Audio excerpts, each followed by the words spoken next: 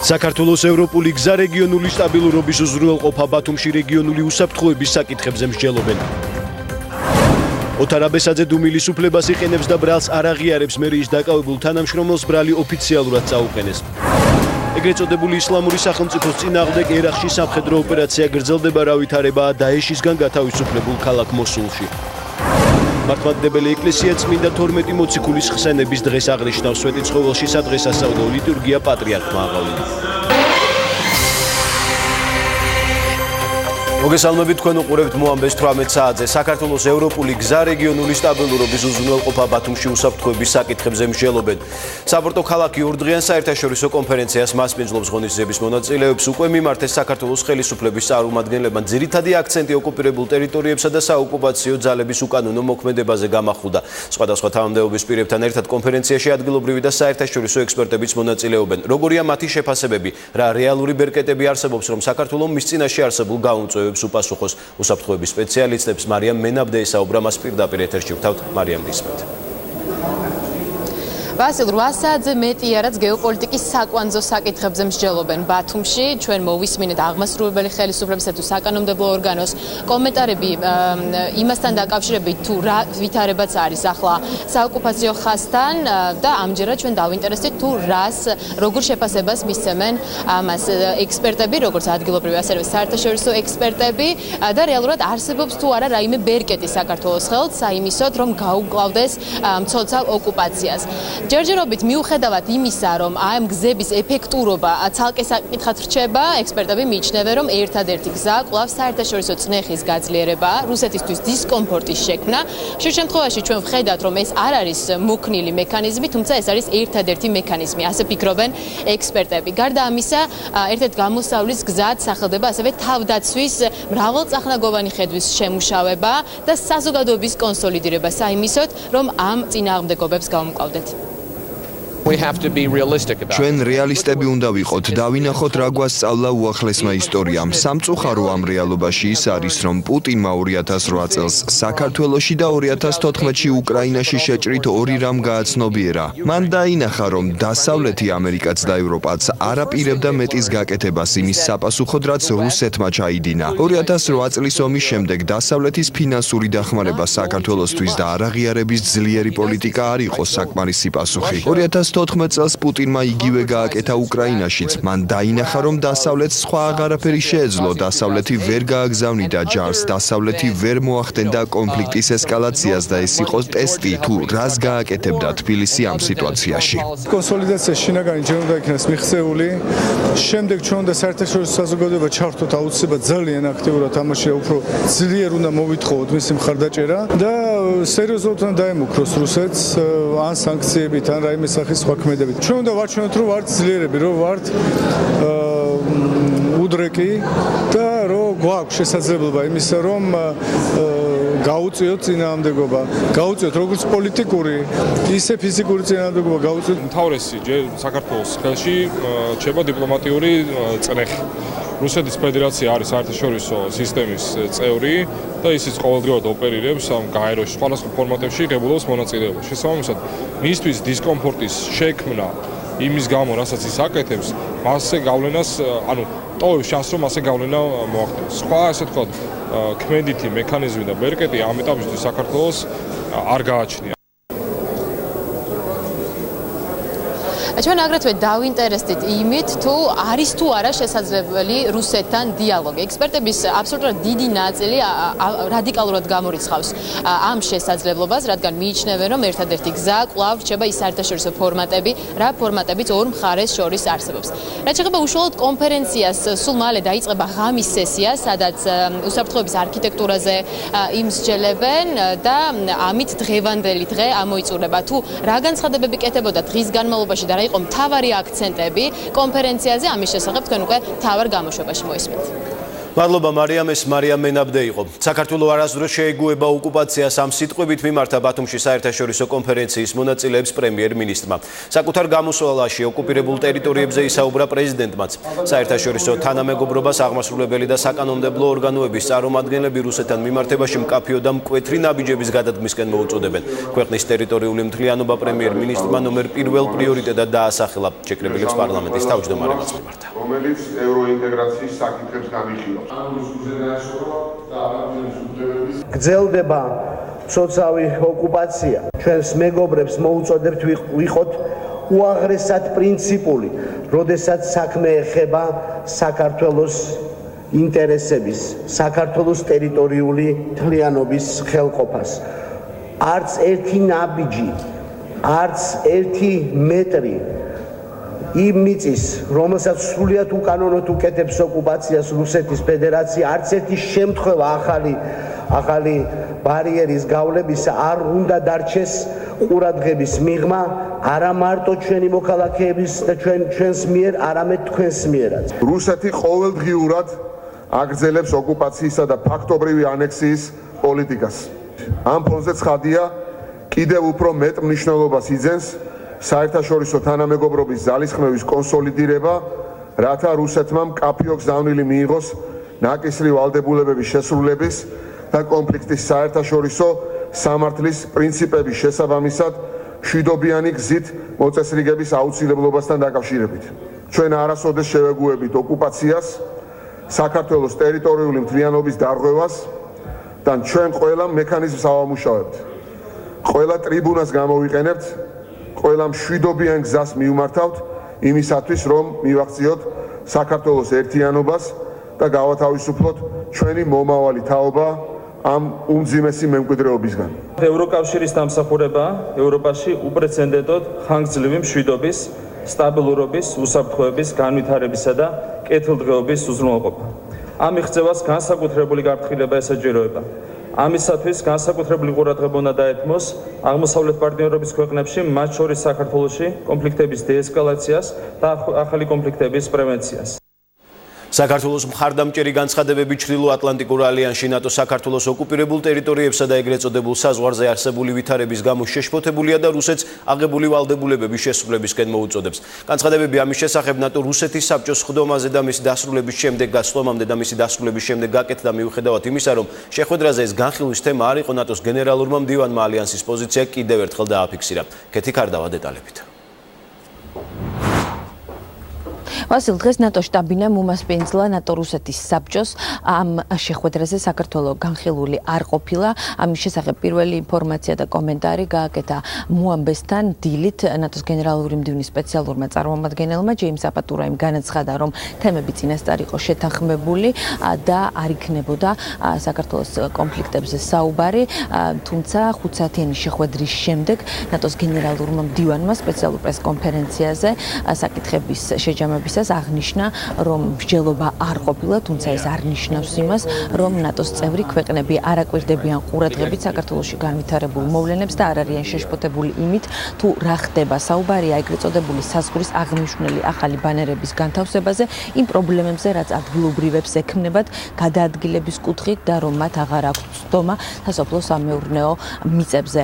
ეს ყველაფერი ნატოსთვის არის მიუღებელი. ნატოს წარმომადგენლებმა დღეს ნატოს გენერალურმა მდივანმა კიდევ ერთხელ მოუწოდა რუსეთს, რომ პატივის სცეს მეზობელი ქვეყნის ტერიტორიულ მთლიანობასა და სუვერენიტეტს, ასევე შეასრულოს ყველა ვალდებულება, რომელიც აქვს ნაკისრი საერთაშორისო ვალდებულებები და დაუბრუნდეს საერთაშორისო სამართლის ნორმებსა და ჩარჩოებს. რაც შეეხება დიალოგს, როდესაც არის დიალოგზე, ნატოში ყოველთვის ამბობენ, რომ დიალოგი რუსეთსა და საქართველოს შორის აუცილებელია, თუმცა კატეგორიულად მიუღებელია ჩვენი პარტნიორებისთვის ის ახალი ფორმატი და იდეა, რაზეც არის საუბარი პატრიოტთა ალიანსის წევრების მხრიდან ბოლო დღეებში.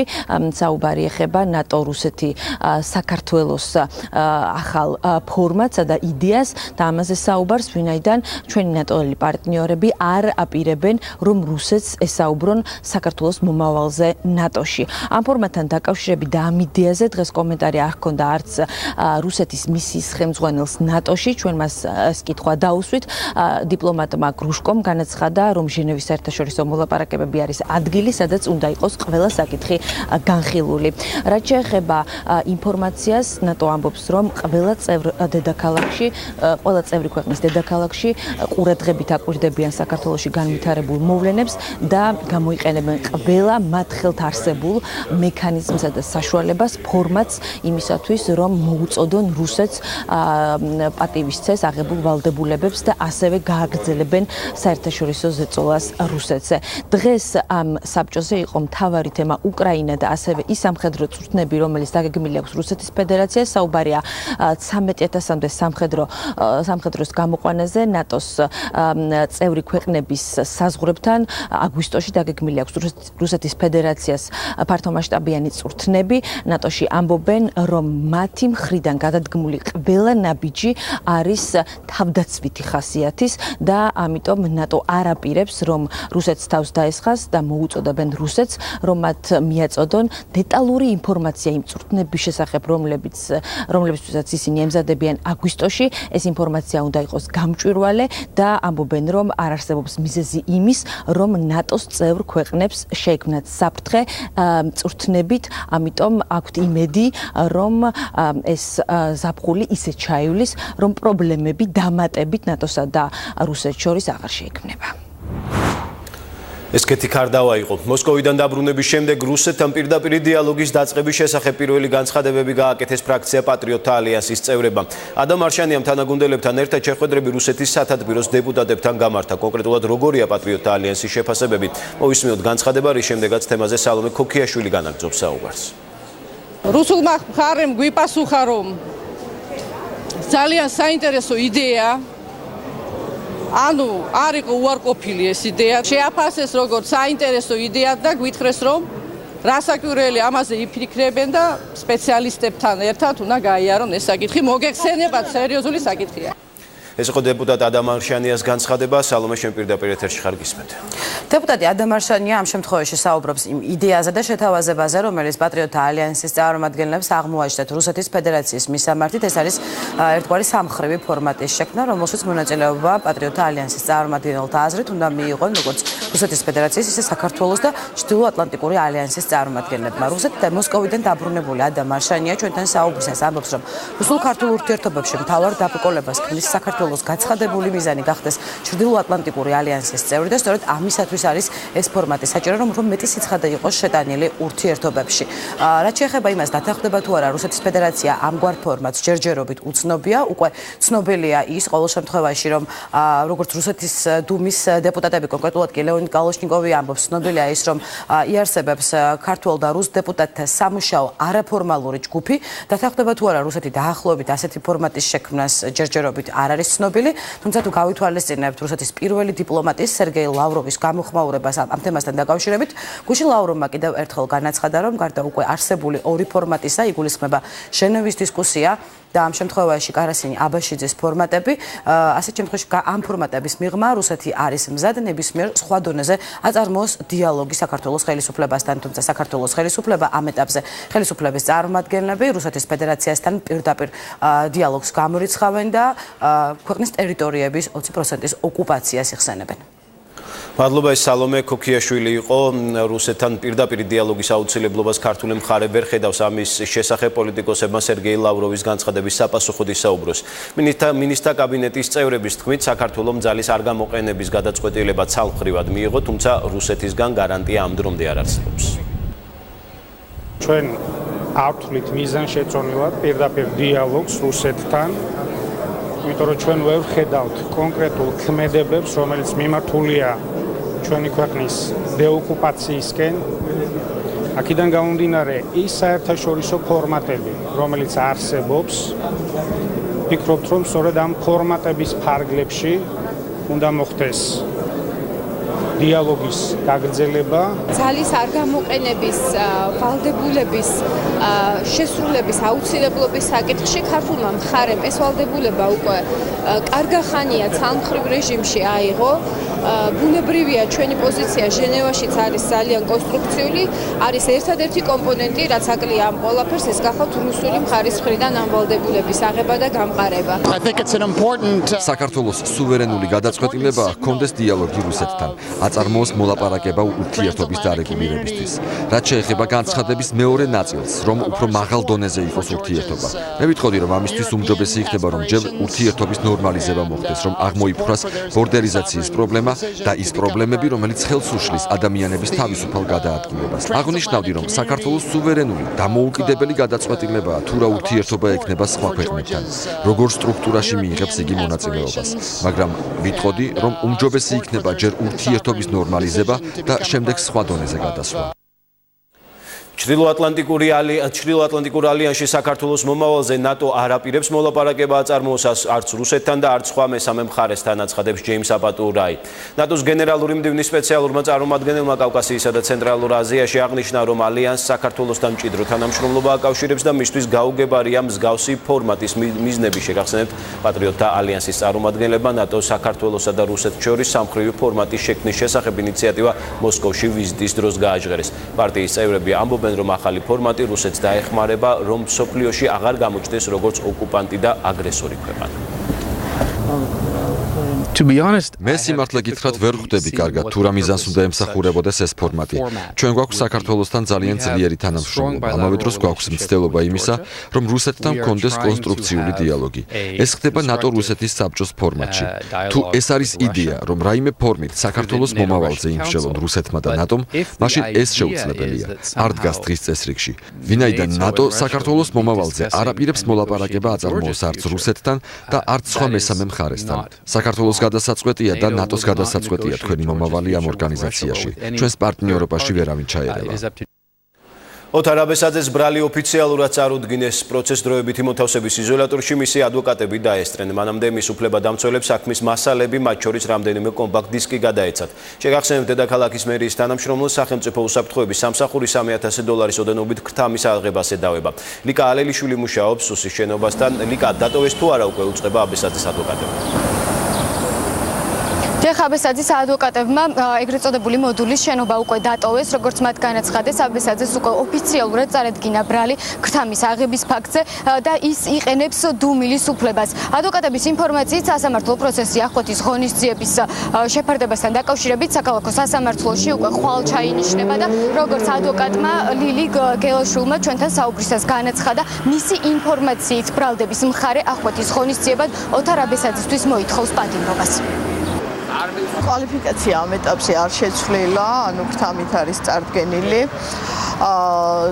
ჩვენ დაცვის ქვეშ მყოფმა თავი ამ ეტაპზე გამოიყენა დუმილის უფლება, რაც სასახად ნიშნავს, რომ ის არ აღიარებს ამ ეტაპისთვის ბრალს. ეს არის ის ინფორმაცია, რაც შეგვიძლია ამ ეტაპზე განვაცხადოთ. გარდა იმისა, რომ ჩანაწერები არის, სხვა არაფერს თქმა არ შემიძლია. სახელმწიფო უსაფრთხოების სამსახურის ანტიკორუფციული სააგენტოს თანამშრომლებმა ოთარ აბესაძე გუშინ დააკავეს, როგორც გამოძიებით დადგინდა, გამოძიების ინფორმაციით, ოთარ აბესაძემ თბილისში მდინარე მტკვარზე ტივზე არსებული კაფისა და შესაბამისი ინფრასტრუქტურის მოწყობისთვის საჭირო ნებართვის დაჩქარების მიზნით საქართველოს მოქალაქეებს $3,000 გადახდა მოსხოვა. საქმე გამოძიება მიმდინარეობს სისხლის სამართლის კოდექსის 328 მუხლის პირველი ნაწილით, რაც თავისუფლების აღკვეთას 6-დან 9 წლამდე ვადით ითვალისწინებს. მადლობა ლიკა, ეს ლიკა ალელიშვილი იყო. გაზეთ ქრონიკა პლუსის მთავარი რედაქტორის შვილი სასამართლომ გირაოს სანაცვლოდ გაათავისუფლა. ახკვეთი ღონისძიების გადასინჯვის გადაწყვეტილება დღევანდელ სხდომაზე მოსამართლემ საკუთარი ინიციატივით მიიღო. დაცვის მხარემ სასამართლოს ამის შემდეგ $15,000 გირაოს შესთავაზა. ბრალდების მხარის განცხადებით ახკვეთის ღონისძიებად კვლავ პატიმრობა უნდა დარჩენილიყო, რადგან პროკურორის თქმით არსებობს ბრალდებულის მიმალვის საფრთხე. დავით ხარშილაძის განცხადებით მას ნარკოტიკული საშუალება ჩაუდეს, რის მოტივადაც ის დედის ელისო კილაძის საქმიანობას ასახელებს, ის ბრალდებას არ აღიარებს. ელისო საქმიანობის გამო ხდება ეს ყველაფერი. მეორე მოხდა ის რომ აი მარტივად ადგენენ და ჩამიდეს რა. ეს არის ჩემი აზრით იგივე შინაგან საქმეთა მინისტრისთვის დასაფიქრებელი რაღაცა რა, როცა პოლიციელის შვილი ნარკოტიკს უდევს, ეს ცოტა მორალურ კოდექსსაც ეწინააღმდეგება პოლიციის. სასამართლომ საკუთარი ინიციატივით ამას ბუნებრივი არ ველოდით მიიღო გადაწყვეტილება, რომ ამ ხონიძიება შეეცვალა, იმიტომ რომ ძალიან ბევრი პრეცედენტი შეიქმნა ზოგადად ამ ჩადებულ საქმეებთან დაკავშირებით, რომ თითქმის ყველა დაკავებული გათავისუფლებული იქნა ჭგირაო სანაცვლოდ და გამამართლებელი განაჩენით. თუ სასამართლო იქნება ობიექტური, ალბათ ის მიიღებს სამართლიან გადაწყვეტილებას, გამამტყუნებელი განაჩენი ამ საქმეზე ალბათ ვეღარ დადგება. წარდგენილი ბრალდების სიმძიმიდან გამომდინარე არსებობდა მიმარვის საფრთხე, ასევე მოგეხსენებათ, რომ სასამართლოს ხდომაზე გამოყოლებული იქნა მთელი რიგი მტკიცებულებები, მათ შორის ექსპერტიზის დასკვნები, ბიოლოგიური ექსპერტიზის დასკვნა, ნარკოლოგიური ექსპერტიზის დასკვნა. გამომდინარე ამ დასკვნებიდან ასევე არსებობდა დანაშაულის განმეორებით ჩადენის საფრთხე. ნარკოდანაშაულის ბრალდებით დაკავებული მსახიობის გიორგი გიორგანაშვილის მხარდამჭერი აქციას გამართავს მოძრაობა თეთრი ხმაური დღეს დედაენის ბაღში. შეკრებილები ციხიდან დაკავებულის მიერ გამოგზავნილ წერილს წაიკითხავენ. ორგანიზაციის წევრებიც განცხადებით გიორგი გიორგანაშვილს ნარკოტიკული საშუალება ჩაუდეს და მას ბრალი უკანონოდ წაუყენეს. როგორც ადვოკატი გიორგი მახარაძე ამბობს, ხვალინელ სასამართლო პროცესზე დაცვის მხარე აღკვეთი ღონისძიების შეცვლის შუამდგომლობას დააყენებს. საზოგადოებრივ მაუწყებელს მაუწყებლობის შესახებ კანონი არ დაურღვევია და ვიდეო რგოლი, რომელიც ეთერში გადაიცა, სოციალური რეკლამა იყო. ასეთია კომუნიკაციების ეროვნული კომისიის გადაწყვეტილება. სხდომას მოსარჩენე მხარე არ დასწრებია კომისიაში საჩივარი პარტიების, თავისუფალი დემოკრატებისა და რესპუბლიკელების წევრებმა შეიტანეს. საუბარია სოციალურ რეკლამაზე, რომელიც საკონსტიტუციო ცვლილებებს ეხებოდა. მოსარჩელები აცხადებენ, რომ რეკლამა არ იყო სოციალური და ის მართველი ძალის ინტერესებს ატარებდა. კომისიამ მათი პოზიცია და არგუმენტები არ გაიზიარა. კომისიამ ჩათვალა, რომ კონსტიტუციური რეფორმა და ამაში ალბათ სადავო არავის არ ექნება, რომ საზოგადოებისთვის უდაოდ მნიშვნელოვანი საკითხია და სრულ შესაბამისობაშია სოციალური რეკლამის განმარტებასთან. რაც შეეხება საჩივარში დამატებით წარმოდგენილ საკითხებს, რომ იქ კონკრეტულ ტექსტზე და შინაარსზე რომელი ქვეყნის დემოკრატიაა დახვეწილი თუ არ არის დახვეწილი, ეს ზუსტად წერია კანონში, რომ სოციალური რეკლამის შინაარსში არ უნდა შევიდეს მაუწყებელი, პირიქით აკრძალული აქვს ამ შინაარსში შესვლა, ამიტომ პირიქით ვალდებულება ქონდა, რომ არ განეხილა, ანუ შინაარსში არ შესულიყო, ამიტომ ჩვენ ჩავთვალეთ, რომ საზოგადოებრივი მაუწყებელი სრულად კანონის ფარგლებში მოიქცა. კომისიამ სრულად გაიზიარა საზოგადოებრივი მაუწყებლის პოზიცია, ვინაიდან წარმოდგენილი ვიდეო რგოლი პასუხობდა კანონის მოთხოვნებს სოციალური რეკლამის ნაწილში. და ამაზე იმჟელა კომისიამ დეტალურად და ეს გადაწყვეტილება შეესაბამება არა მარტო კანონის მოთხოვნებს, ასევე პრაქტიკას, რაც ამ სფეროში უკვე დამკვიდრებულია. თბილისში აღმაშენებლის გამზირზე შენობის ფასადის ჩამონგრევის შედეგად დაშავებული ახალგაზრდა გოგოს ჯანმრთელობის მდგომარეობა ამ დრომდე სტაბილურად მძიმეა. მას თავისა და გულმკერდის არეში მრავლობითი დაჟეჟილობები აღენიშნება და მკურნალობას რეანიმაციულ განყოფილებაში გადის. ვინ შეიძლება აგოს მომხდარზე პასუხი? ჯანსუღ კახიძის მუსიკალური ცენტრის შენობა სახელმწიფო საკუთრებაა. დეტალების დადგენას გვანცა გავაშელი ცდილობს. ჯანსუღ კახიძის მუსიკალური ცენტრის ადმინისტრაცია ადასტურებს, რომ შენობას ბზარები უკვე წლებია აღენიშნება. თუმცა მათ ვერ წარმოედგინათ, რომ ამ ბზარებს რაიმე საფრთხის შექმნა შეეძლო მოსახლეობისთვის. შესაბამისად, გუშინ მომხდარი ფაქტის შემდეგ ისინი მიმართავენ სახელმწიფო ორგანოებს, რომ ერთობლივი ძალებით მოხდეს ცენტრის გარე ფასადის რეაბილიტაცია. კითხვაზე ვის ეკისრება პასუხისმგებლობა გუშინ მომხდარ ფაქტთან დაკავშირებით, კულტურის სამინისტროში პასუხი არ აქვთ. ისინი აცხადებენ, რომ მომხდარის შემდეგ ყველაზე მთავარი დაზარალებულის ჯანმრთელობის მდგომარეობა. ჩვენ ვცდილობთ გავარკვიოთ თუ ვინ არის ვალდებული კულტურული მემკვიდრეობის ძეგლის სტატუსის მქონე შენობის რეაბილიტაციაზე, ამ და სხვა კითხვებზე პასუხს მთავარ გამოშვებაში გაიგებთ. ეს გვანცა გავაშელი იყო. პარლამენტში სივრცითი მოწყობისა და მშენებლობის კოდექსზე იმსჯელეს პროექტის განხილვა საკანონმდებლო ორგანოში სავარაუდოდ საშემოდგომო სესიაზე დაიწყება. დარგობრივი ეკონომიკისა და ეკონომიკური პოლიტიკის კომიტეტის თავმჯდომარე რომან კაკულია ეკონომიკის სამინისტროს წარმომადგენლებს შეხვდა და დარგის სპეციალისტების მოსაზრებები გააცნო. კოდექსთან მიმართებაში შენიშვნების გაზიარებისთვის ეკონომიკის მინისტრის მოადგილემ მზადყოფნა გამოთქვა, თუმცა მან ყურადღება ახალ საკანონმდებლო ინიციატივაზე გაამახვილა, რომელიც პარლამენტს საშემოდგომო სესიაზე წარედგინება. კერძოდ ახალი პროექტი იმ შენობების სავალდებულო დაზღვევას ეხება, რომლებსაც ექსპლუატაციაში შესვლის შემდეგ კონსტრუქციული და ტექნიკური ხარვეზები ექნებათ. სავალდებულო დაზღვევა მრავალბინიან სახლებში ეხება. გარდა იმისა, რომ დამუშავებული არის კოდექსი, რომლის განხილვაც პარლამენტში უკვე დაწყებულია, სამინისტროში მიმდინარეობს ასევე ძალიან ინტენსიური მუშაობა სხვა ნორმატიული აქტების თაობაზეც.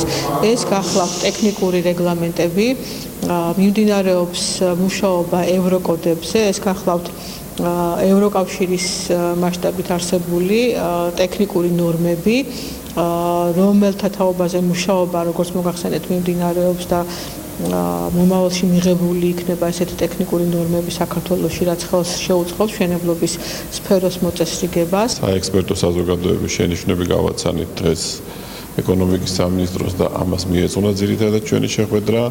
ჩვენ ძალიან გვინდა, რომ ისეთი მნიშვნელოვანი თემები, როგორიც არის არქიტექტურა, ქალაქმშენებლობა, მიუხედავად იმისა, რომ ის შინაარსობრივად ასახულია კანონპროექტში და ცალკე კანონებით მოხდება მათი დარეგულირებაც, თავად სათაურშივე მოხდეს მათი ასახვა, იმიტომ რომ ვფიქრობთ, რომ დღეს თბილისელებისთვის ძირითადი გამოწვევა სწორედ ქალაქმშენებლობას და არქიტექტურას უკავშირდება. კახეთში ფერმერები ატმის რეალიზაციას ვერ ახერხებენ. ამ დროისთვის ხილს მხოლოდ გორში მდებარე კომპანია კულას ქარხანა იბარებს. კახეთში ერთადერთი გადამამუშავებელი ქარხანა ჯერ გაჩერებულია საწარმო სასამუშავებლად, ადგილზე უცხოეთიდან ტექნიკურ ნაწილებს ელოდებიან. მოსახლეობას კი ატამი უფუჭდება მათ პროდუქციის ნაწილის გადაყრა უწევთ. შემცირებულია ექსპორტით. სოფლის მეურნეობის სამინისტროში ფერმერებს კოოპერატივებში გაერთიანებისკენ მოუწოდებენ, რაც უწყების ცნობით მათ ხილის რეალიზაციაში დაეხმარებათ. ატმის რეალიზაციის პრობლემა გვაქვს, როგორც ხედავთ, ვაშლატამა ხეებზე გვილპება არ ყრეფავთ, ვისაც დაკრეფილი აქვს, ხევზე მიაქვს და ყრის, იმიტომ რომ ვერ ყიდით ვაშლატამას. მთავრობამ უნდა იზრუნოს იმაზე, რომ გახსნას საზღვრები, გაიტანოს აზერბაიჯანელებმა და მეზობელი ქვეყნის მათმა რა. იმიტომ რომ ეს საქართველოს ბაზარი ამდენს ვერ დაძრავს. 25-ში ვაბარებთ ჩვენი ტრანსპორტირებით, ჩამოდივართ. და ეს თანხა არის ეს 25 თეთრი კრეფის და ტრანსპორტირების ფული. პონის ფული ნაზარალებელია უკვე. მომავალი კვირის შუისთვის უკვე ამუშავდება საწარმო, რომელიც მიიღებს სამრეწველო ატამს, ისე რომ ფერმერული მეურნეობებში წარმოებული პროდუქცია ფაქტობრივად სრულად იქნება ათვისებული. ფერმერები მაქსიმალურად უნდა ეცადნონ, გაერთიანდნენ, შექმნან მსხვილი გაერთიანებები, რომ მათ მიერ წარმოებული პროდუქცია ბაზარზე შიდა თუ გარე სავაჭრო ობიექტების მიერ იყოს მიღებული. საგანი მე და საზოგადოება საჯარო სკოლების სასწავლო პროგრამას წელს არ დაემატება. განათლების სამინისტროს ინფორმაციით, საგნის სტანდარტი გასულ წელს დამტკიცდა, თუმცა სახელმძღვანელო პროგრამა ჯერ შედგენილიც არ არის. გენო სიყმაშვილი მუშაობს თემაზე, მას პირდაპირ ეთერში ვთავთ. გენო, რა სამუშაოები არის დარჩენილი საგნის სასწავლო პროგრამაში დამატება? საგანს მე და საზოგადოებას კიდევ რამდენიმე ეტაპი აქვს გასავლელი იმისთვის, რომ სკოლებში მოხდეს. გარდა სასწავლო პროგრამისა და სახელმძღვანელოს შედგენისა, შესაქმნელია ეგრეთ წოდებული გზამკვლევი, ანუ პედაგოგის სახელმძღვანელო. ასევე ჩამოსაყალიბებელია პოზიცია ახალ საგანს ვინასწავლის ბავშვებს და როგორ მოხდება ამ მიმართულებებით მასწავლებლების გადამზადება. ამ ყველაფრის შესახებ თქვენ მოამბის 20 საათიან გამოშვებაში შეიტყობთ და ასევე სამინისტროს პოზიციის გარდა ახალ საგანთან დაკავშირებით ჩვენ შემოგთავაზებთ არასამთავრობო სექტორისა და ექსპერტთა მოსაზრებებსაც. მადლობა, ეს გენო სიყმაშვილი იყო.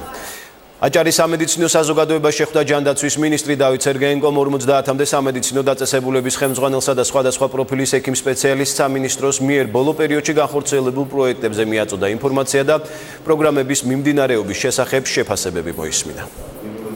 გარკვეული პერიოდულობით ჯანდაცვის სამინისტრო ატარებს ხოლმე სამუშაო შეხვედრას სამედიცინო საზოგადოების წარმომადგენლებთან. დღეს ესეთი მორიგი შეხვედრა არის, როდესაც გვექნება გარკვეული მოხსენება მიმდინარე პროექტების შესახებ, მომავალი პროექტების შესახებ. დისკუსიის რეჟიმში საკითხი ეხება რამდენიმე ახალ პროგრამას. ეს არის სოციალურად დაუცველი პირებისათვის მედიკამენტების სიმბოლურ ფასად გადაცემას და C ჰეპატიტის ელიმინაციის პროგრამას. ერაყის ქალაქ მოსულში თვითგამოცხადებული ისლამური სახელმწიფოს წინააღმდეგ ბრძოლა თითქმის დასრულდა. საერთაშორისო სააგენტო Associated Press-მა უპილოტო საფრენი აპარატით გადაღებული ვიდეო მასალა გაავრცელა, სადაც დღევანდელი მოსულია ასახული. თვითგამოცხადებული ისლამური სახელმწიფოს იგივე დაეშის მებრძოლებმა ქვეყნის ჩრდილოეთით გადაინაცვლეს, თუმცა ოფიციალური ბაღდადი აცხადებს, რომ ერაყის ტერიტორიაზე ჯიჰადისტები უახლოეს მომავალში განადგურდებიან. მოსულში ერაყის ჯარის გამარჯვების მიუხედავად ქვეყანაში უმწვავესი ჰუმანიტარული კრიზისი მძვინვარებს. ეს მოსულია ერაყის სიდიდით მეორე ქალაქი ტიგროსის პირას გაშენებული ბაბილონის და ასირიული ცივილიზაციის სამშობლო, რისგანაც მხოლოდ სახლებისა და კულტურული მემკვიდრეობის ნანგრევები გადარჩა. თითქმის მილიონიანი ქალაქი ცარიელია. 6 თვიანი ბრძოლა თვითგამოცხადებულ ისლამურ სახელმწიფოსა და ერაყის ჯარებს შორის თითქმის დასრულდა. ახლა აქ ერაყის დროშა ფრიალებს, თუმცა სროლის ხმა ისევ ისმის. მოსულიდან დევნილ მშვიდობიან მოსახლეობას დაბრუნების იმედი პირველად მიეცა. ღმერთმა ქნას მალე დავბრუნდეთ სახლში, სადაც მშვიდობა დაგხვდება. ჩვენ ყველაფერი დავკარგეთ. ახლაც ჩამესმის ყურებში ბავშვების და მათი დედების ხმა, რომლებიც საბრძოლო მოქმედებების დროს ქალაქიდან გაქცევისას ტიროდნენ.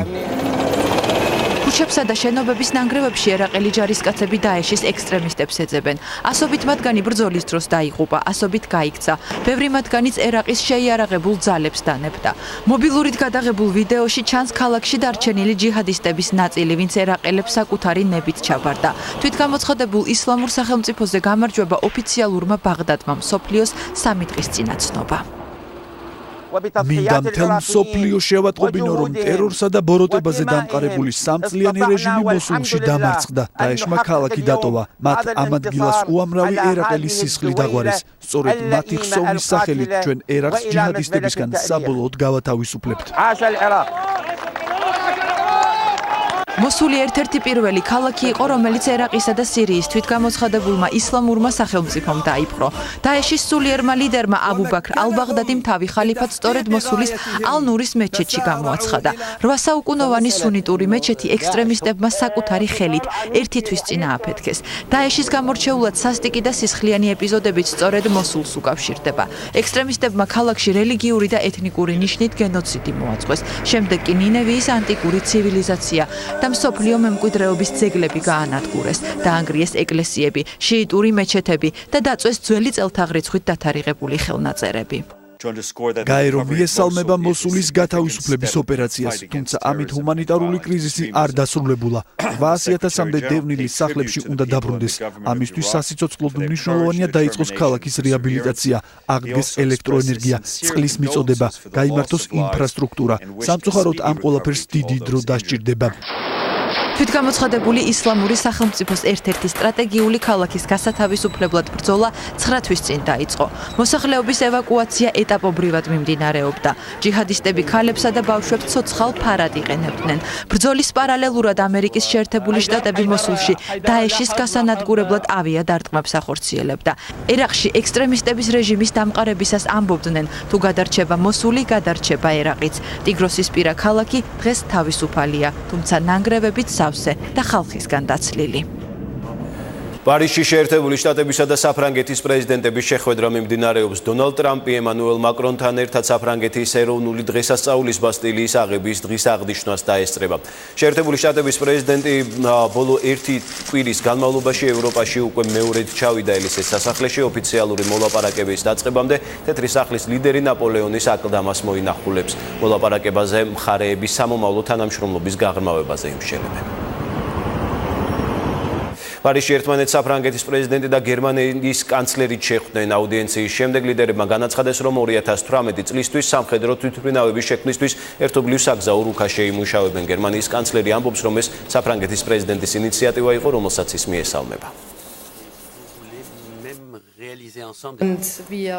კვლავ საქართველოს დღეს სვეტიცხოვლობა. მართლმადიდებელი ეკლესია წმინდა 12 მოციქულის ხსენების დღეს აღნიშნავს. სადღესასწაულო ლიტურგია მცხეთაში უწმინდესმა აღავლინა. წირვის შემდეგ პატრიარქმა მრევლს ქადაგებით მიმართა სვეტიცხოვლის ტაძრის მნიშვნელობაზე და მოციქულების ღვაწლზე ისაუბრა. დღესვე პატრიარქმა წმინდა ნინოს გზის მომლოცველები დააჯილდოვა. ტრადიცია 1989 წლიდან არსებობს. მორწმუნეები იმ გზას გადიან, რომელიც წმინდა ნინომ ფარავნის ტბიდან მცხეთამდე გაიარა.